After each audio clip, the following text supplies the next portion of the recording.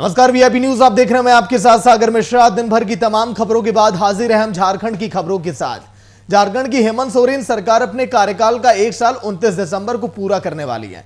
इस 1 साल के कामकाज का आकलन करने के लिए सीएम सोरेन हर दिन सभी विभागों की लगातार समीक्षा बैठक कर रहे हैं। यह बैठक 18 दिसंबर तक जारी रहेगी। इसी कड़ी में झारखंड मंत्रालय में सीएम हेमंत सोरेन ने नगर विकास और आवास विभाग की समीक्षा की और कई दिशा निर्देश भी दिए। समीक्षा बैठक में सीएम हेमंत सोरेन के साथ ही सभी संबंधित अधिकारी भी वहां पर मौजूद रहे।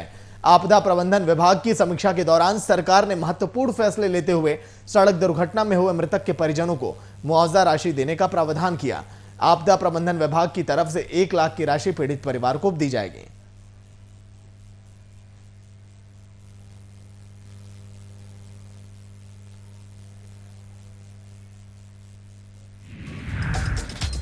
ग्राफिक्स भी आप देखिए। आपदा प्रबंधन विभाग समीक्षा के दौरान सरकार ने महत्वपूर्ण फैसले लेते हुए सड़क दुर्घटना में हुए मृतक के परिजनों को मुआवजा राशि देने का प्रावधान किया। आपदा प्रबंधन विभाग की तरफ से फैसला। समीक्षा के दौरान सरकार ने महत्वपूर्ण फैसले लेते हुए सड़क दुर्घटना में हुए मृतक के परिजनों को मुआवजा देने का प्रावधान किया।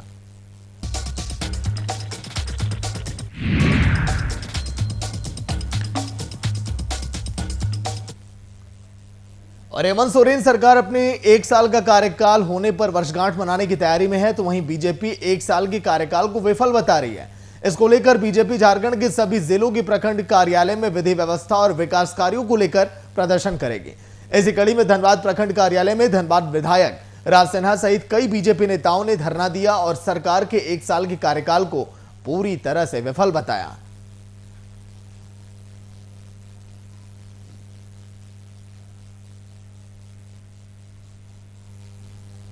पूरी तरह से विफल है, चाहे वो कानून व्यवस्था का मुद्दा हो,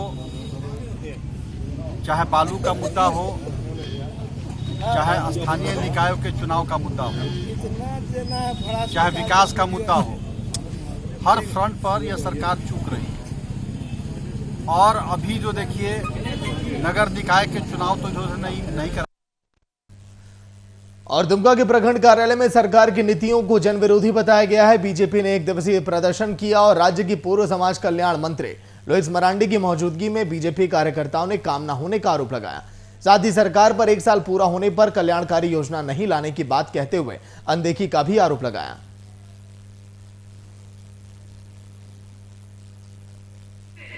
बात जनता को बोलकर नौकरी से हटाने।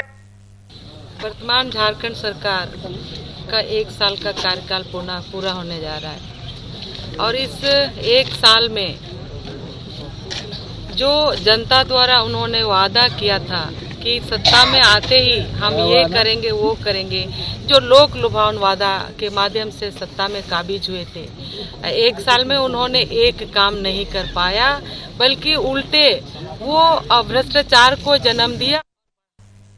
और राज्य के महेंद्र सिंह भवन काली मंदिर रोड में भाकपा माले ने एक प्रेस कॉन्फ्रेंस का आयोजन किया। प्रेस कॉन्फ्रेंस का मुख्य कारण किसान विरोधी कृषि कानून वापस लेने का था। केंद्रीय सचिव दीपांकर भट्टाचार्य ने कहा कि भाकपा माले किसानों का समर्थन करती है और किसान कानून वापस लेने की बात कह रहे हैं, जो हम उनके साथ हैं। जिस तरह कोरोना काल में केंद्र की सरकार ने कृषि कानून पारित कर दिया, अब हम उसके खिलाफ खड़े हैं। भाकपा माले झारखंड की ये तस्वीरें जहां पर कृषि कानून वापस लो, देखिए पोस्टर बैनर भी इसके चिपका दिए गए। सब लोगों को अच्छा लगा कि ये कृषि कानून जो है वो बिल्कुल किसानों के खिलाफ है और देश की कृषि व्यवस्था के खिलाफ है। और इसलिए हमें लगता है कि किसान जो मांग कर रहे हैं कि सरकार इन कानूनों को वापस ले, हम पूरी तरह से किसानों के साथ हैं। और सवाल तो ये है कि जिस तरह से कानून पारित किया गया कोरोना काल में, सरकार के पास राज्यसभा में बहुमत भी नहीं था, फिर भी हरिवंश जी ने जिस तरह से पूरे लोकतंत्र की गरिमा को नष्ट किया और वहां कानून पारित कर दिया गया। महागठबंधन सरकार के 1 साल पूरे होने पर सीएम के द्वारा समीक्षा बैठक का दौर लगातार जारी है। इस बैठक में राज्य के हित में कई महत्वपूर्ण निर्णय लिए जा रहे हैं। विभाग की समीक्षा की इसी कड़ी में सीएम ने मंगलवार को आपदा प्रबंधन विभाग की समीक्षा की और सोरेन सरकार अपने कार्यकाल का 1 साल 29 दिसंबर को पूरा करने वाले हैं। इसी क्रम में 1 साल के कामकाज का आकलन करने के लिए सीएम सोरेन का हर दिन विभागवार समीक्षा लगातार जारी है और समीक्षा बैठक 18 दिसंबर तक जारी रहेगी। इसी कड़ी में झारखंड मंत्रालय में सीएम ने नगर विकास और आवास विभाग की समीक्षा की और कई दिशा निर्देश भी दिए, जहां सीएम के आदेशानुसार लिए गए फैसलों पर पक्ष विपक्ष की ओर से बयानबाजी का दौर भी जारी है। इसी पर देखिए ये रिपोर्ट।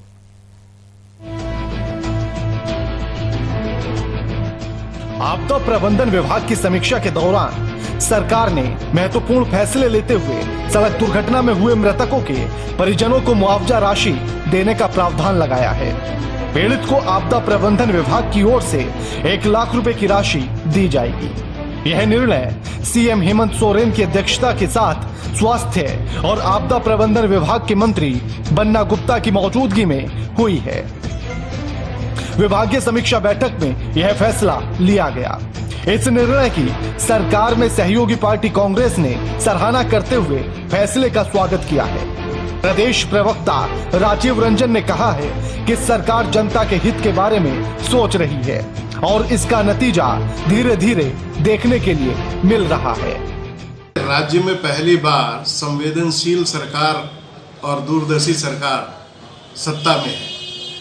राज्य की जनता की जीवन और उनके स्वास्थ्य की सुरक्षा महागठबंधन सरकार का पहला ध्येय है और इसी ध्येय को मद्देनजर रखते हुए राज्य सरकार ने एक बेहतरीन निर्णय लिया है कि इस प्रकार के वारदातों में जो लोग पीड़ित होते हैं, पीड़ित पक्ष को एक सहयोग के रूप में सरकार की ओर से ये राशि देने का जो निर्णय लिया गया है, कांग्रेस पार्टी इसका हार्दिक स्वागत करती है।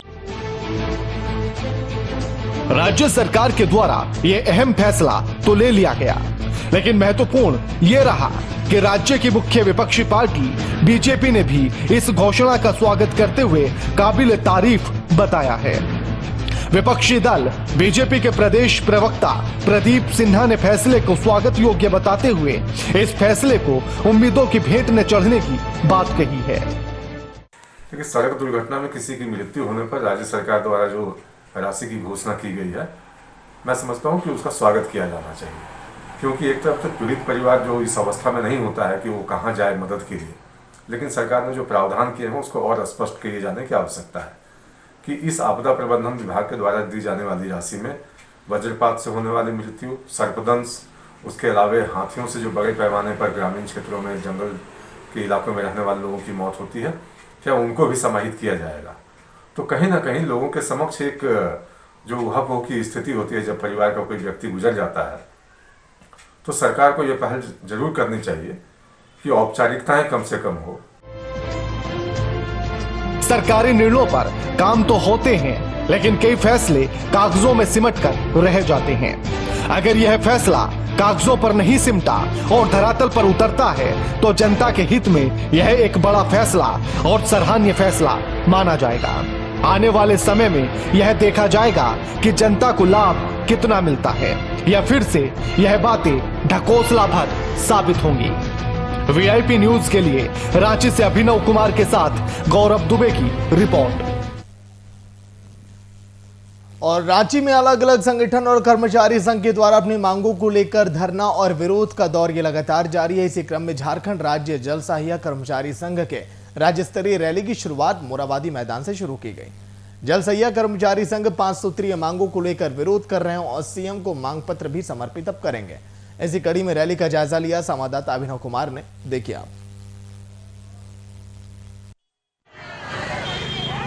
धरना और विरोध प्रदर्शन का दौर जारी है। रांची का मोराबादी स्थल विरोध और धरना स्थल में तब्दील हो गया है। एक तरफ जैप और जिला पुलिस के अभ्यर्थी करीब 18-20 दिनों से धरना दे रहे हैं, तो दूसरी तरफ आप देखिए ये जो लोग हैं, जल सहिया के लोग हैं, तमाम 24 जिलों से ये लोग यहाँ पे आए हुए हैं। 5 सूत्री मांग है इनकी और 5 सूत्री मांग को लेकर देखिए पूरे 24 जिलों से यहाँ पे लोग आए हुए हैं, विरोध प्रदर्शन कर रहे हैं और ये मुख्यमंत्री को ज्ञापन भी सौंपेंगे। यहाँ के जो मुख्य संरक्षण है जल सहिया के, हम उनसे बात करने की कोशिश करेंगे। क्या मांगे सर आपकी? क्या मांग है आपकी? हमारी 5 सूत्री मांग है। सर्वप्रथम हमने कहा है कि न्यूनतम मजदूरी के आधार पर हमारा मानदेय निर्धारित हो, 10 वर्षों की सेवा पर हमारा सेवा स्थायी हो और राज्य के अंदर 18 महीने से 1000 रुपया मात्र मासिक मानदेय मिलता है, वह अभी तक बंद है, उसको भुगतान करो। इन्हीं मुद्दे को लेकर, बीमा के मुद्दे को लेकर और जो पीएचडी विभाग के अंदर घोटाला हो रहा है स्थानीय जिला स्तर पर, उसकी जांच करो। इन्हीं मांगों को लेकर आज हम लोग मुख्यमंत्री यहाँ संलेख देने के लिए जा रहे हैं। 5 सूत्री क्या क्या मांग है, थोड़ा बताइए। पहला मांग हमारा है कि झारखंड में न्यूनतम मजदूरी के आधार पर जलसैया का मानदेय निर्धारित करो। दूसरा मांग हमारा है कि हमें 12 वर्षों की सेवा पर अस्थायी करो। तीसरी मांग हमारी है कि बीमा हम पर लागू करो। चौथा हमारा मांग है जो कमीशन यहाँ मिल रहा था तमाम योजनाओं का लंबित है उसका भुगतान करो। अब 5वां मांग है कि साड़ी पोशाक 11 वर्षों में मात्र एक बार दिया गया है, उसको भुगतान देते हुए जो कमीशन जो इस स्थानीय स्तर पर जो कार्यपालक अभियंता घोटाला कर रहे हैं उसकी जांच करो। ये 5 मांगों को लेकर पहले भी आपने बात रखी थी क्या आपने? हाँ, हम लोगों ने पहले भी सरकार को लिखा और सबसे दुखदायी स्थिति यह है कि नगर निगम क्षेत्र में काम करने वाली जो जलसैया थी, क्योंकि अभी नगर निगम का विस्तार किया तो उनको हटा दिया गया है, जबकि नगर निगम में वो कार्यरत शुरू से थी, उनका समायोजन करो। ये हमारी अंतिम मांग है। इन्हीं मांगों को लेकर कितने जिलों से यहाँ पे लोग की काफी तादाद 2400 जिले की जलसैया आई हैं। हमें दुख है कि राज्य सरकार ने हमारे महिला बहनों को टोल प्लाजा पर चारों ओर रुकवा दिया। जहां जहां चेक लगा था तमाम लोग गाड़ी से उतार दिया गया है, वो लोग वहीं धरना पर बैठ गए हैं। इसकी निंदा हम प्रकट करते हैं। तो अभी कहाँ जा रहे हैं आप लोग? अभी हम लोग मुख्यमंत्री को संलेख देने के लिए जा रहे हैं, क्योंकि सवेरे से तो हम लोग परेशान हैं। पुलिस वाले जुटने ही नहीं दे रहे हैं, इधर भागो उधर भागो, लेकिन अभी हम लोग गोलबंद होकर मुख्यमंत्री जा रहे हैं, आवास तक जा रहे हैं। चलिए, तो देख सकते हैं यहाँ पे तमाम जिलों से जो लोग हैं आए हुए हैं। मैं कैमरा सहयोगियों से कहूँगा कि दिखाएं। आप देखेंगे जहाँ तक आपकी नज़र जाएगी ये जल सहिया के जो लोग हैं वो अपना विरोध प्रदर्शन कर रहे हैं। इनकी 5 सूत्री मांग है और 5 सूत्री मांग को लेकर विरोध प्रदर्शन कर रहे हैं और इनका कहना है कि अपनी मांगों को लेकर ये मुख्यमंत्री आवास का घेराव भी करेंगे। जल सहिया के कुछ लेडीज लोग भी हैं, उनसे भी बात करने की कोशिश करेंगे। क्या मांग कर रहे हैं आप? सर हमारा तो 5 सूत्री मांगे है। पहली मांग कि हम लोग का मानदेय, जब से हम लोग के मानदेय लागू हुआ है, किसी किसी का अकाउंट में 3 महीना का मानदेय, किसी का 2 महीना, किसी का 1 महीना, किसी किसी को तो वो भी नहीं मिला। कब से पेंडिंग पड़ा हुआ है? हम लोग के 17 महीना से पेंडिंग पड़ा हुआ है सर। कितने महीने का मिला आप लोगों को? सर महीना का किसी को भी नहीं मिला, मेरे अकाउंट में तो 1 महीना का भी सर किसी का 1 महीना का मिला है, किसी को भी नहीं मिला है। और हम लोग इसी 18 महीना का मानदेय अभी तक बाकी है, ये महीना लेकर के। 15 महीना का एब्सेंटी हम लोग लगाए थे। हम लोग को बोला गया कि आपका ये छठ पूजा तक पैसा आ जाएगा, लेकिन कोई विचार नहीं हुआ है हम लोग को। वहाँ है कि आपने जो वादा किया है, आपकी सरकार बनी है तो हमारा वेतन मान जो बोले हैं देने के लिए, बढ़ाने के लिए, तो हमें दिया जाए। सबसे पहले तो मेरा वेतन मान दिया जाए। अब 10 साल में एक तो ड्रेस मिला। लोग कितना मिलता था? 1000 महीना मिलता है। उन्होंने बोला है, हम लोग बोले कि हम लोग को जो वेतन बोले हैं बढ़ाने के लिए, तो हम लोग को वेतन मान बढ़ाया जाए, हम लोग को समय पर वेतन मान दिया जाए। सर मिलना चाहिए हमें, होना चाहिए आपके मुताबिक? कम से कम न्यूनतम मजदूरी 14,000 तक होना चाहिए रोज। कि 1,000 रुपए में क्या होता है? तो 1,000 में हम लोग। हाँ जी बताइए। आज हम लोग 1 दिवसीय धरना प्रदर्शन रखे हैं। रैली के माध्यम से आज हम लोग मुख्यमंत्री आवास तक जाएंगे। फिर जो हमारे मंत्री हैं मिथिलेश कुमार ठाकुर जी पेयजल का, उनको भी हम लोग ज्ञापन देंगे। उससे पहले भी हम लोग कई बार आ चुके हैं, उनको हम लोग बार बार ये चीज़ को दे रहे हैं कि हम लोग को जो मानदेय है न्यूनतम मजदूरी हम लोग को मिले। और जो भी हम लोग का 21 मार्च 2019 से हम लोग का लागू हुआ है, उसमें कई जलसैया को 5 माह का मिला है, किन्हीं को 2 माह का मिला है। महीने का कितना मिलता था आप लोगों को? महीने का सर 1 महीने का 1,000 रुपया मिलता है। वो भी आज 12 साल के बाद में हम लोग को मैंने 1,000 रुपया लागू कर दिया गया है। वो भी कोविड-19 में जलसैया लोगों को 1 रुपया भी नहीं मिला। सभी विभाग के लिए पैसा हो जाता है, पेमेंट करने के लिए हो जाता है, लेकिन जलसैया को जो है मैंने 1 रुपया भी नहीं मिला। जो प्रोत्साहन राशि है कि जलसैया को मिले, वो भी मैंने की प्रोत्साहन राशि नहीं दिया जाता है। चलिए, तो देख सकते हैं विरोध प्रदर्शन का जो दौर है वो जारी है। जो जल सहिया के लोग हैं उनका जो वेतन अगर हम बात करें तो उनका कहना है कि हमें 1,000 रुपये का वेतन मिलता था, मानदों में बढ़ोतरी होनी चाहिए। कई बार इन्होंने कई अधिकारियों से मुलाकात की, लेकिन इनकी मुलाकात बेवजह रही, मुलाकात का कोई नतीजा नहीं निकला, जिसका आज रिजल्ट देखने को मिल रहा है। और ये लोगों का कहना है कि अभी मुख्यमंत्री आवास का घेराव करेंगे, साथ ही साथ पेयजल मंत्री मिथिलेश ठाकुर से भी मुलाकात कर अपनी बातें रखेंगे। अब ये समय ही बताएगा कि आने वाले दिनों में इनके लिए सरकार क्या कुछ करती है। अपने सहयोगी अरविंद के साथ अभिनव कुमार। और राज्य में बिजली दरों में 27% बढ़ोतरी के प्रस्ताव को लेकर प्रदेश कांग्रेस प्रवक्ता आलोक दुबे ने अपनी प्रतिक्रिया दी है। उनका कहना है कि महागठबंधन की सरकार इस तरह का कोई काम नहीं करेगी जिससे जनता के ऊपर बोझ बढ़े। साथ ही बीजेपी पर निशाना साधते हुए कहा कि बीजेपी को ओछी राजनीति से परहेज करना चाहिए। कोरोना काल में बढ़ी तेल की कीमतों पर ध्यान देना चाहिए, इस पर चिंतन करना चाहिए।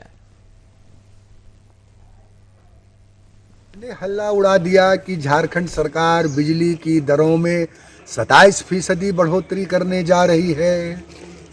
बिजली की दरों में बढ़ोतरी का निर्णय सरकार करती है। हमारी सरकार ने तो कहा है कि हम 100 यूनिट बिजली फ्री करेंगे सबके लिए। पिछले 15 दिनों के अंदर 100 रुपए गैस सिलेंडर के दाम बढ़े हैं। कौन बढ़ाया इसको? भारतीय जनता पार्टी के शासन काल में पेट्रोल और डीजल की कीमतें बराबर हो गई। डीबीसी पैसा काट लिया। तमिलनाडु के कोयम्बटूर में दलालों के चंगुल में फंसी झारखंड की पश्चिमी सिंहभूम और सरायकेला सरखावा की 24 लड़कियों को मुक्त कराकर रांची लाया गया। इन सभी को चेन्नई से एयरलिफ्ट करके देर रात नई दिल्ली लाया गया। आज उन्हें बुधवार को रांची लाया गया। प्रशासन उन्हें उनके घरों तक पहुंचाएगा। 24 लड़कियों में 21 पश्चिमी सिंहभूम और 3 सरायकेला खरसवां की हैं। इनमें से 2 नाबालिग भी हैं और लड़कियों के अनुसार उन्हें 12,000 रुपए महीने वेतन देने का भरोसा दिलाया गया था, लेकिन उन्हें सिलाई की जगह पर धागा बुनने के काम में जबरन लगा दिया गया था। वेतन भी नहीं मिल रहा था। कुछ को महज 4,000 रुपए ही मिल रहे थे।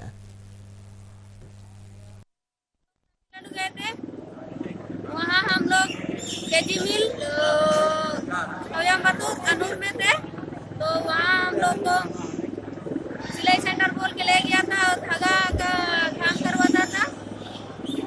हम लोग 16 घंटा 12 घंटा काम करते थे और हम लोग का सैलरी था 4-5 हज़ार महीना। 24/7 माइग्रेंट कंट्रोल रूम चल रहा है, तो उसी के हिसाब से हम लोग को जानकारी प्राप्त हुआ था और डीसी चाईबासा से भी हम लोग संपर्क में रहे हैं। उनको भी लेटर वगैरह दिया गया है और हम लोग उनको एयरलिफ्ट करके वापस लिया गया है। और अभी आगे उनको कैसे इसको ये किया जाए, मतलब उनको कैसे हम ऑब्जर्व कर लिया जाए और इस तरह की घटना। दुर्वा स्थित विधानसभा भवन में राष्ट्रीय जनता दल लोकतांत्रिक के द्वारा बैठक का आयोजन किया गया। बैठक में चुनाव आयोग के द्वारा पार्टी के नाम को लेकर आपत्ति पर चर्चा की गई और पार्टी का नाम बदलकर झारखंड जनता दल रखने के प्रस्ताव पर सहमति जाहिर की गई। साथ ही पार्टी सदस्यों जार किसान आंदोलन का समर्थन देने पर हामी भी भरी है। राज्य कार्यकारिणी की बैठक हुई, उसमें सम्यक विचारोपरांत कुछ हम लोगों ने प्रस्ताव लिए हैं। प्रस्ताव नंबर 1 तो यह आया कि भारत का जो चुनाव आयोग है उसने राष्ट्रीय जनता दल लोकतांत्रिक के नाम पर आपत्ति प्रकट की थी और पंजीकरण के लिए कहा था कि आप नाम बदलिए। तो हम लोगों ने आज नाम बदल दिया है, इसका झारखंड जनता दल नाम रख दिया है और हम लोग 3 नाम के साथ इसको भेजेंगे चुनाव आयोग को। और कृषि कानून पर किसानों को अपने भरोसे में लेने के लिए बीजेपी लगातार किसान पंचायत का आयोजन कर रही है और किसानों से बातचीत करने में लगी है। राज्य में बीजेपी के वरिष्ठ नेताओं की अध्यक्षता में आयोजित सभाओं में बीजेपी किसानों के बीच जाकर बात कर रही है। बीजेपी के द्वारा किए जा रहे जनसभाओं पर कांग्रेस ने वार किया। कांग्रेस के अनुसार बीजेपी किसानों को ऐसी सौगात दे रही है जिसकी उन्हें जरूरत ही नहीं है। बीजेपी के लोग जो है अब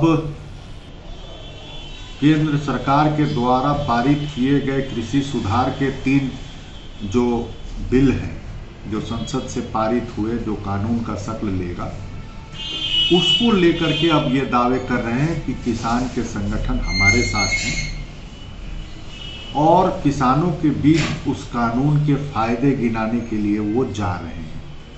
साथ में उनका टारगेट ये भी है, जिस तरह से हमने अखबारों में देखा है कि वो कह रहे हैं उन सभाओं में कि कांग्रेस किसानों को बरगलाने का काम।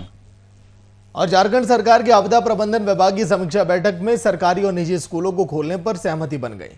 पहले 10वीं और 12वीं तक के बच्चों के लिए स्कूल खोला जाएगा। विभागीय मंत्री बन्ना गुप्ता की माने तो 16 दिसंबर 2020 से 10वीं और 12वीं तक के सरकारी और प्राइवेट स्कूल खोल दिए जाएंगे। इसके साथ ही मेडिकल कॉलेज, डेंटल कॉलेज और नर्सिंग कॉलेज में भी पढ़ाई शुरू करने की अनुमति दी गई। इतना ही नहीं, सरकारी ट्रेनिंग इंस्टीट्यूट भी खोलने के लिए दिशा निर्देश भी दिए गए। माननीय मुख्यमंत्री जी के नेतृत्व में लगातार विभिन्न विभागों की समीक्षा हो रही है और समीक्षा से विभाग में गति आ रही है और आज उसी के क्रम में आपदा प्रबंधन के और प्राधिकार की बैठक हुई है, जिसमें हम लोगों ने कुछ निर्णय लिए हैं। कुछ निर्णय लेने के लिए हम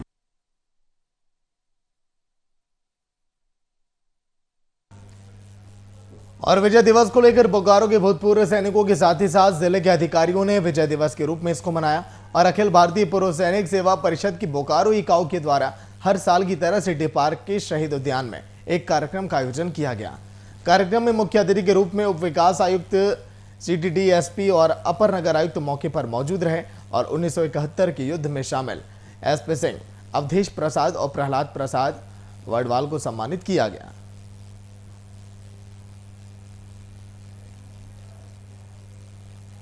जो भारत ने पाकिस्तान के ऊपर फतह हासिल की थी, उसी की याद में आज हम यहाँ सिटी पार्क के प्रांगण में विजय दिवस मना रहे हैं।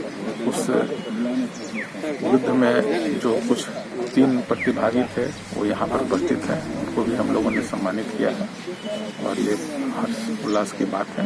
ये हर एक साल यहाँ मनाया जाता है और आज भी यहाँ विजय दिवस के रूप में मनाया जाता है। विजय दिवस के उपलक्ष्य में जो सिटी पार्क में स्थित शहीद कॉर्नर है, पार्क है, वहाँ पर भूतपूर्व सैनिक सेवा दल के सदस्यों के द्वारा 1971 के जो लड़ाई हुई थी जिसमें भारत को विजय प्राप्त हुई थी, उनमें जो शामिल हम लोग के जो बोकारो के जो सदस्य लोग हैं उनको हम लोगों ने सम्मानित किया है। तो हम लोग के लिए बहुत बड़ी बात है कि इनसे जुड़ने का मौका मिला, इनके बारे में जानने का मौका मिला। हम लोग बांग्लादेश की आज़ादी के लिए लड़ रहे थे गुप्त रूप में, लेकिन 3 दिसंबर को जब डिक्लेयर हुआ तो उसके बाद हम लोग डायरेक्ट लड़ना शुरू किए। उस टाइम हमारी श्रीमती इंदिरा गांधी थी। हम लोग जहाँ तक बोला गया था, डिफेंस मिनिस्टर हम लोग के जगजीवन राम जी थे कि हमारे जवान जो है पाकिस्तान में नाश्ता करेंगे, सो हम लोग पश्चिमी पाकिस्तान जाकर 22-24 किलोमीटर आगे जाकर सक्करगढ़ सेक्टर के अंदर हम लोग प्रवेश किए थे। तब जाकर के वहाँ विजय का आगे रास्ता चलते। तो चलिए, बात झारखंड की में इतना है, लेकिन जाते जाते आप देखेंगे झारखंड की हर एक छोटी और से लेकर बड़ी खबर VIP एक्सप्रेस में।